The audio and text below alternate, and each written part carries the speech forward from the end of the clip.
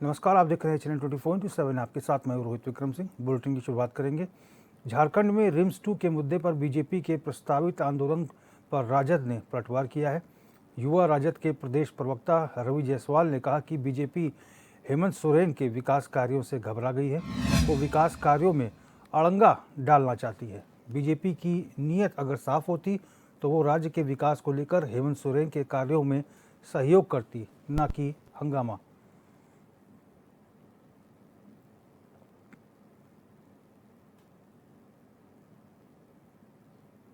एक तरफ से विपक्ष कहती है कि सरकार में काम नहीं हो रहा है, विकास का कार्य नहीं हो रहा है, और जब सरकार कुछ करना चाहती है तो हर चीज़ में अड़ंगा लगाने का काम भारतीय जनता पार्टी करती है। रही बात कि आप किसे मूर्ख बना रहे हैं, जनता को मूर्ख बना रहे हैं। और भी तरीके होते हैं। अगर आप चाहते हैं कि रिम्स पे काम ना हो या उस पर रोक लगे तो आप माननीय न्यायालय का रुख कर सकते हैं। तो ये जनता को मूर्ख बना करके सिर्फ आंदोलन करके आप चाह रहे हैं कि सरकार पे प्रेशर करे। रियल में आप नहीं चाह रहे हैं कि रिम्स 2 का काम रुके, आप सिर्फ राजनीति करने के लिए चाह रहे हैं कि रिम्स 2 का काम रुके।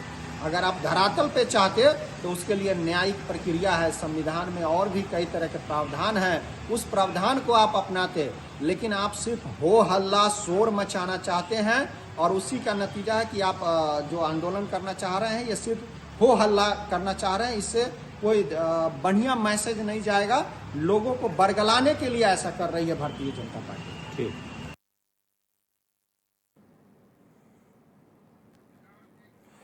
झारखंड सरकार पर पूर्व मुख्यमंत्री रघुवर दास ने गंभीर आरोप लगाए हैं। दरअसल बीते दिनों जमशेदपुर में मीडिया से बात करते हुए रघुवर दास ने कहा कि झारखंड में अपराधियों का शासन है। वहीं कांग्रेस प्रवक्ता राकेश सिन्हा ने रघुवर दास के कार्यकाल को याद दिलाते हुए कहा कि उनके कार्यकाल में शहर अपराधियों की गिरफ्त में तो गांव उग्रवादियों की गिरफ्त में था और इंडिया गठबंधन की सरकार में नक्सलियों का गढ़ खात्मे की कगार पर है। देखिए, जमशेदपुर में ही नहीं, पूरे राज्य में अपराधियों का शासन, माफियाओं का शासन, चाहे कोल माफिया हो, चाहे पत्थर माफिया हो, चाहे शराब माफिया हो, चाहे बालू माफिया। झारखंड में झारखंड की जनता की सरकार नहीं, जो सरकार चल रही है वो सरकार चला रही है माफिया, बालू सिंडिकेट, पत्थर सिंडिकेट, कोयला सिंडिकेट। और इस सरकार में अधिकारियों का राजनीतिकरण है। पद से त्यागपत्र देने के बाद और मुख्यमंत्री से हटने के बाद रघुवर दास जी शायद अपने कार्यकाल को भूल गए। हम याद करवा देते हैं उनको कि कैसे उनके कार्यकाल में शहर अपराधियों के गिरफ्त में था और गांव उग्रवादियों की गिरफ्त में था। रघुवर दास जी के कार्यकाल में कैसे पैरों से बांध करके आदिवासियों को, दलितों को, पिछड़ों को गौ रक्षा के नाम पे जिंदा जला दिया जाता था रघुवर दास जी की सरकार की सरपरस्ती में। और गौ रक्षा दल जब हत्या करके जेल जाते थे और जेल से जब निकलते थे तो भारतीय जनता पार्टी के लोग उनको माला पहनाने का काम किया करते थे।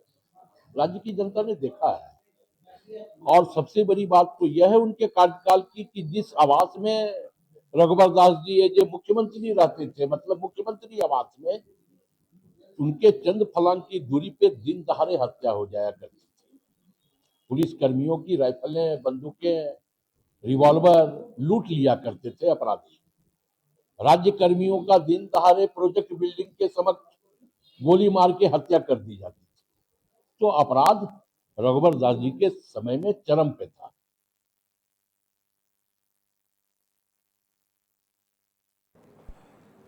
झारखंड में गरीबों की बस्ती टूटने के बाद लोगों को 2 वक्त की रोटी नसीब नहीं हो रही है। ऐसे में कुछ लोग मसीहा बनकर गरीबों के पेट में निवाला डाल रहे हैं। वहीं समाज सेवी का कहना है कि सरकार गरीबों की मदद नहीं कर रही है और कोई भी जनप्रतिनिधि गरीबों का हाल पूछने नहीं आया है। झारखंड में भारतीय जनता पार्टी गरीबों की पार्टी है, राजद गरीबों की पार्टी है, कांग्रेस गरीबों के लिए सोचती है। झारखंड मुक्ति मोर्चा तो गरीबों की ही सरकार बनी हुई है, लेकिन जब 1100 परिवार उजाड़ दिए गए, कोई देखने नहीं आया कि इनके घर में चूल्हा जला कि नहीं जला, इनके पेट में अनाज गया कि नहीं गया, इनके बच्चे खाना खाए कि नहीं खाए, इनके बच्चों ने निवाला लिया कि नहीं लिया। लेकिन तारीफ करनी पड़ेगी ऐसे लोगों की जिनके दिल में गरीबों के प्रति दया है। कोई बैनर नहीं, कोई सूचना नहीं, सीधे कुछ लोग आए और गरीबों के लिए खिचड़ी बनवा दी कि घर टूटा है, चूल्हा तक टूट गया, कैसे खाना बना होगा। कहीं कोई पर्चे नहीं, कहीं कोई हल्ला नहीं। और शास्त्र कहता है, सनातन धर्म कहता है कि यदि आप किसी की भलाई दाएं हाथ से कर रहे हैं तो बाएं हाथ को इसकी जानकारी नहीं होनी चाहिए। एक सज्जन हमारे साथ आ जाइए भैया।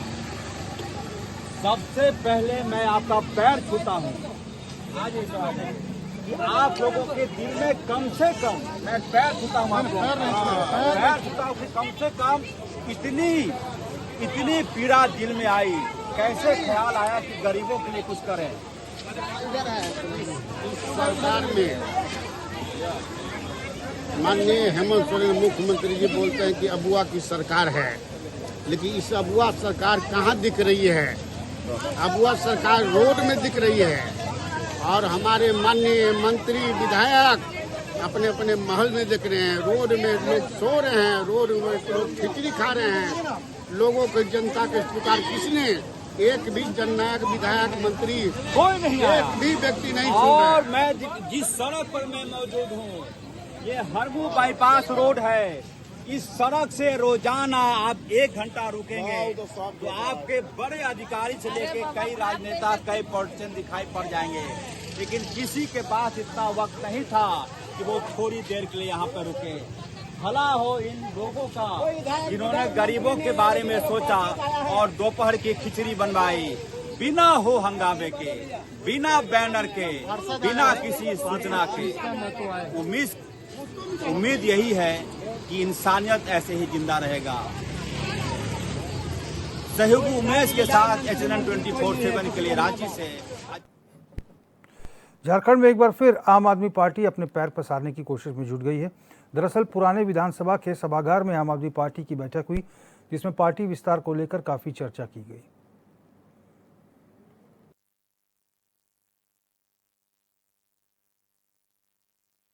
लोगों के साथ में आज बैठकर और हम लोग यह निर्णय लिए हैं कि आगे कुछ संगठन को कैसे विस्तार किया जाएगा।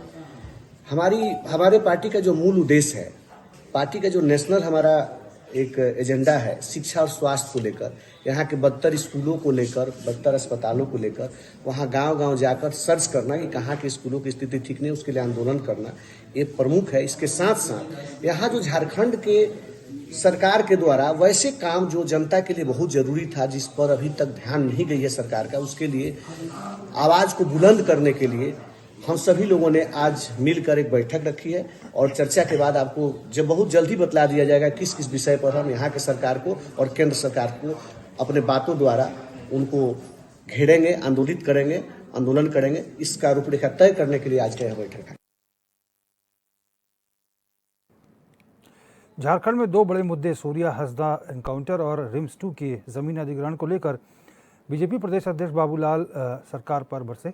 उन्होंने कहा कि 11 सितंबर को बीजेपी झारखंड के सभी प्रखंड मुख्यालयों में 2 मुद्दों को लेकर प्रदर्शन करेगी और ज्ञापन भी सौंपेगी। इसके अलावा बीजेपी प्रदेश अध्यक्ष बाबूलाल मरांडी ने सूर्या हंसदा एनकाउंटर को एक सुनियोजित हत्या बताया।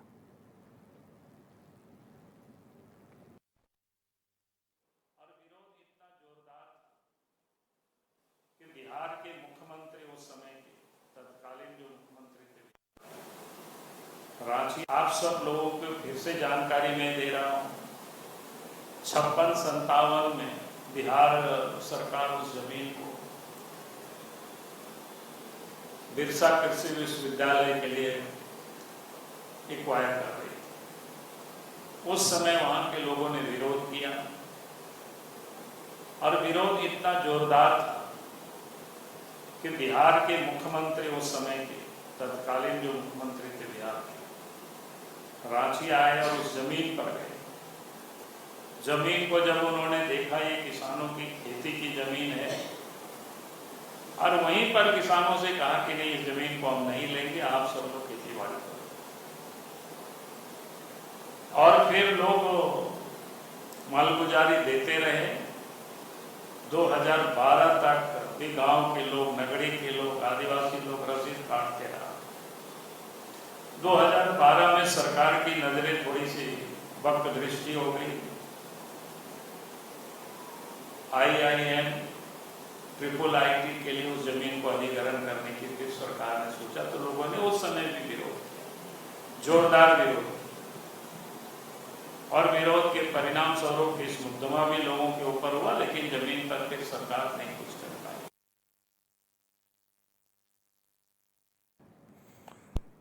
रांची अनुसूचित जनजाति आयोग की सदस्य और रांची के पूर्व मेयर डॉक्टर आशा लकड़ा ने HNN से बातचीत की। उन्होंने कहा कि उग्रवादियों ने उनके पति की जीवन लीला समाप्त कर दी थी। उसके बाद भी हार नहीं मानी और झारखंड नक्सलवाद के खिलाफ लड़ाई लड़ी। साथ ही उन्होंने कहा कि युवाओं का डिप्रेशन का कारण अपने मन में बात को दबाए रखना है और इंसान अगर संतुष्ट रहे तो जीवन जीना बहुत आसान हो सकता है।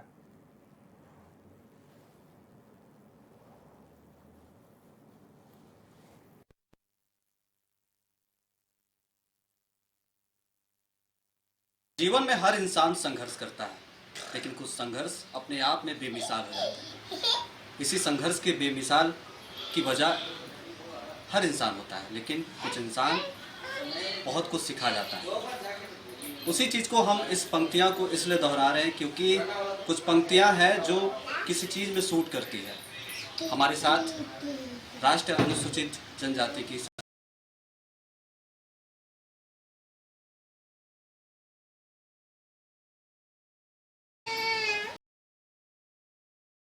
सबसे पहले जोहार, नमस्ते। जोहार, नमस्कार। आपको भी बहुत शुभकामना, बधाई दीदी, क्योंकि बहुत टाइम का बहुत छोटा सा वक्त है, क्योंकि आपका जाना है।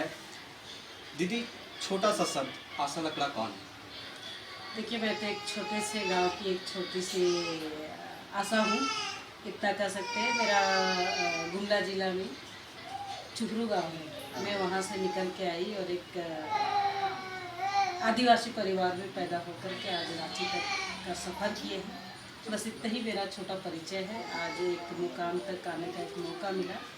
अपना पढ़ाई लिखाई गांव से होकर के शहर तक आए और शहर से लेकर के अभी राष्ट्रीय अनुसूचित जनजाति आयोग के सदस्य के नाते देश भर के आदिवासियों का संरक्षण और सुरक्षण का काम कर रहे हैं। मैडम, आशा लकड़ा को सब जानता है, लेकिन कुछ कहानियों के पीछे उसकी संघर्ष को कोई नहीं जान पाता। इसी चीज़ का संघर्ष के जिक्र में कुछ चीज़ें बहुत तेज़ी से वायरल हुई। स्मृति ईरानी का एक प्लेटफॉर्म में उन्होंने कुछ बातें कही जो काफ़ी तेज़ी से वायरल हुई और भावुक था वो पल भी। उस चीज़ के लेकर आपके लाइफ में जो इम्पैक्ट पड़ा उसको कुछ शेयर करें। मैं तो स्मृति जी को, भारतीय जनता पार्टी के तमाम पदाधिकारियों को, संघ के अधिकारियों को, अपने परिवार से जुड़े हुए, अपने संघ संगठन से जुड़े हुए तमाम लोगों का मैं अभिवादन करती हूँ, अभिनंदन करती हूँ कि उनके कारण आज मैं यहाँ खड़े हो पाई हूँ। मैं स्मृति जी का बहुत आभार व्यक्त करती हूँ। जिस समय मेरा स्थिति सही नहीं था तो उन्होंने खड़ा करने का काम किया, ऐसे संगठन ने किया, ABVP ने के सभी सीनियर अधिकारी ने किया है। कई लोग हैं, चाहे सुनील अम्बेकर जी की बात करेंगे, दत्तात्रेय हर्षवर्धन जी की बात करेंगे, गीता ताई की बात करेंगे, ऐसे तमाम लोग थे जिन्होंने खड़ा करने में ABVP के संगठन ABVP ने चिंता किया कि एक बेटी अगर किसी के साथ ऐसे घटना होता है तो उनको खड़ा करना चाहिए, और उसी का एक परिणाम है कि आज मैं यहाँ खड़ा हूँ। मैडम, पर जो वाक़या हुआ आपकी लाइफ में, क्योंकि जो पूरा देश सुना उस चीज़ के बारे में, क्योंकि आशा जी को सभी लोग जानते हैं मेयर के रूप में, समाज सेविका के रूप में, पर उसके पीछे जो हुआ वो अब लोग काफ़ी तरह से लोग जानने लगे। मैडम, उससे आपके लाइफ में इंसान को तो छूट कर देता है वो चीज़। आप कैसे उभर पाए इससे? देखिए, उस समय का जो परिस्थिति था, स्मृति जी ने बहुत स्पष्ट शब्दों में बोला है कि फ़ोन मुझे ही आया था और मेरी ननद और मेरे जेठ जी 2 लोग साथ में थे। हम फर्नीचर की दुकान में आए थे मार्केटिंग करने के लिए। वो सबको मालूम है, मेरी ननद और मेरे जेठ जी जानते हैं, मेरे फ़ोन पर बात हुई है, सबको मालूम है। और मेरी स्थिति उस समय सही नहीं थी और मेरा स्थिति सही नहीं होने के कारण में सबने हमको सपोर्ट किया और इसका परिणाम हुआ कि मुझे लड़ने का एक क्षमता कि अगर हमें कोई कुछ करता है तो हिम्मत जी नहीं हारना चाहिए। मैंने कहीं पीछे पलट के देखेंगे तो हर समय दर्द मिलेगा, इसलिए आगे बढ़ना चाहिए। और उसी थीम को लेकर के जिन्होंने इस टाइप से घटना को अंजाम दिया उनको जवाब देने के लिए खड़ा तो होना पड़ेगा। जब तक खड़ा नहीं होंगे तो लोग आपको कमज़ोर ही महसूस करेगा, इसलिए मैंने पीछे पलट के नहीं देखा और आगे बढ़ते रहे। आशा लकड़ा जी, इसी बातों पे हम सभी फिदा हैं क्योंकि इनका नेचुरलपन, इनका साधारण स्वभाव हम सबों को इनसे कनेक्ट करता है, क्योंकि आम आदमी इनसे हमेशा से कनेक्ट होती आ रही है। लेकिन कनेक्टिविटी का वजह सिर्फ नेचुरलपन है और इसी वजह से यूथ को खास कर संदेश दिया कि संतुष्ट रहना सीखिए, बात को जो बताना सीखिए, लोगों से जुड़ना सीखिए और गीत को भी गाइए। और जो खान पान है उसको लेकर भी आशा जी ने खास बातें बताई। ज़रूर आप इस पॉडकास्ट में सुनिएगा। तो तब तक सहयोगी संतोष के साथ न्यूज़ HNN के लिए मैं विक्की वर्मा। ब्रेक के बाद आपका स्वागत है और खबरों में बढ़ेंगे आगे। रांची में अवैध कब्जे और अतिक्रमण को लेकर CPI कार्यालय में एक बैठक रखी गई, जिसमें आम लोग और CPI के कार्यकर्ता मौजूद रहे। इस दौरान CPI के लोगों ने कहा कि सरकार अतिक्रमणकारियों के खिलाफ कार्रवाई नहीं कर रही है, जिससे आम लोगों की ज़िंदगी पर असर पड़ रहा है। हम सभी आने वाले दिन में इस अतिक्रमण के खिलाफ लड़ाई लड़ेंगे।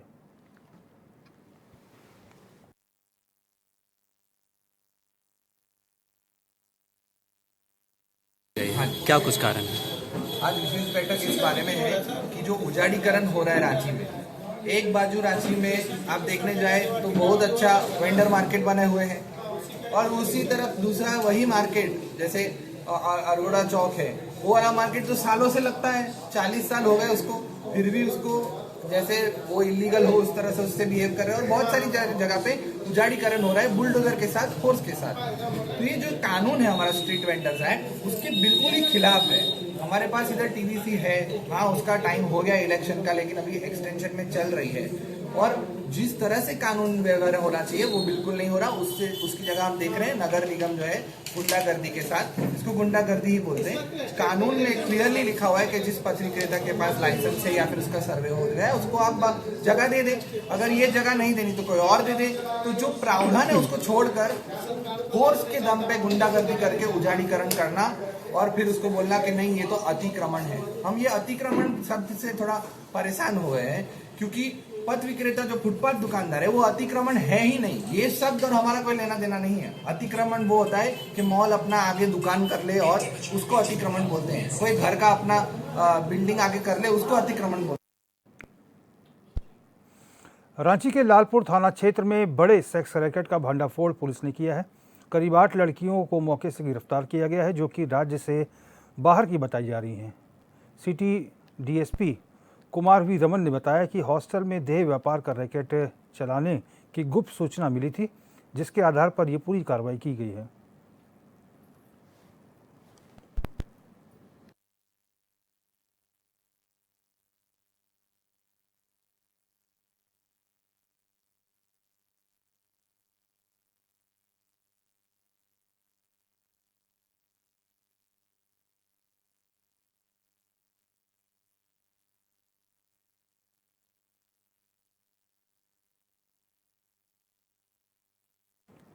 झारखंड के पश्चिमी सिंहभूम जिले के चाईबासा में सुरक्षा बलों और नक्सलियों के बीच मुठभेड़ हो गई।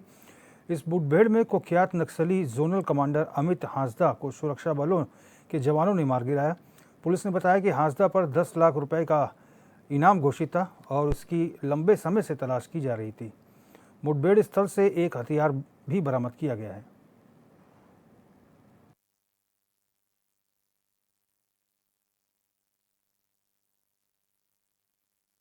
चाईबासा पुलिस को गुप्त सूचना प्राप्त हुई थी कि भाकपा माओवादी का एक दस्ता गोयलकेरा थाना क्षेत्र के रेला पराल के आसपास के जंगली क्षेत्र में भ्रमणशील है। उक्त सूचना के आधार पर चाईबासा पुलिस एवं कोबरा 209 बटालियन की एक संयुक्त टीम का गठन किया गया, जिस टीम का नेतृत्व अपर पुलिस अधीक्षक अभियान पारस एवं असिस्टेंट कमांडेंट दीपक कर रहे थे। इस टीम के द्वारा सतर्कतापूर्वक अभियान प्रारंभ किया गया और अभियान के दौरान पुलिस को देखते ही नक्सलियों के द्वारा फायरिंग शुरू कर दी गई। जवाब में पुलिस के द्वारा भी फायरिंग की गई।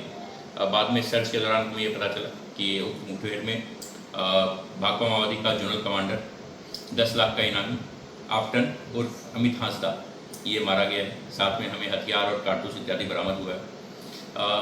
आफ्टन एक बहुत ही महत्वपूर्ण नक्सल कमांडर था और इस पर 95 से अधिक कांड दर्ज हैं तथा लगभग 1 दर्जन पुलिसकर्मियों की हत्या में एवं कई सारे मासूम नागरिकों की हत्या में यह शामिल रहा था। Chaibasa police, Jharkhand police, CRPF एवं कोबरा हम सभी के लिए ये एक बड़ी उपलब्धि है। बुलेटिन में फिलहाल मेरे साथ बस इतना ही। देश और प्रदेश की तमाम बड़ी खबरों के लिए आप देखते रहिए चैनल 24/7। नमस्कार।